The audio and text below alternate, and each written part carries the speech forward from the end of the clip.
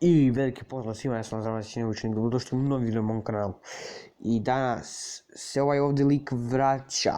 Kao što vidite, nisam jučer mogao da objavim onaj video koji sam snimio. To je bilo zato što jednostavno nisam stigao da ga objavim, zaspao sam. Danas će biti 3 videa na svoje strane istine. Lajkujte ovaj video, subscribeujte se na kanal, uključite notifikacije, napišite u komentarima da ste ovo nešto primetili, subscribeujte se na moj drugi kanal i podijelite video sa prijateljima. I danas ćemo raditi greške u TV serijama, i danas ćemo raditi greške u seriji Besa. Ne verujem da ste vi primetili neku grešku u seriji, ali ja ću vam sad ispričati o čemu se radi. Gledao sam cijelu seriju, gledat ću i film, serija je super. I sad ću vam ispričati koja je greška, naravno nemam ništa protiv i neću vam ovo pustiti jer nemam dozvolu, a sad ću vam ispričati o čemu se radi. U prvoj epizodi, na kraju prve epizode, kad je se prikazivala scena kad je Perić bio u bolnici, došli su sudija Boždarević i inspektor Lekić.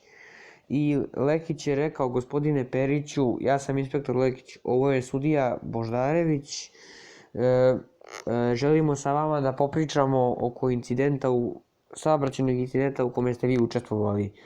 Hoćeš da pričaš? A onda je Perić pitao šta se desilo sa ljudima iz drugih kola, a Lekić je rekao: pa muškarac će da se izvuče, a žena teško.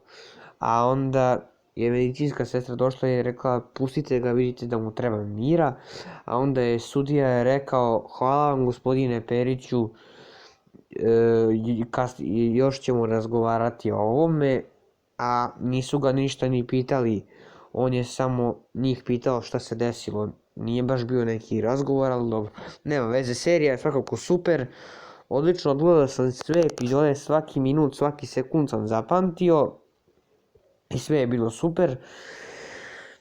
Tako da, eto, to bi bilo to što se tiče ovog videa. Nadam se da ste uživali i vidimo se vrlo uskoro. Ćao!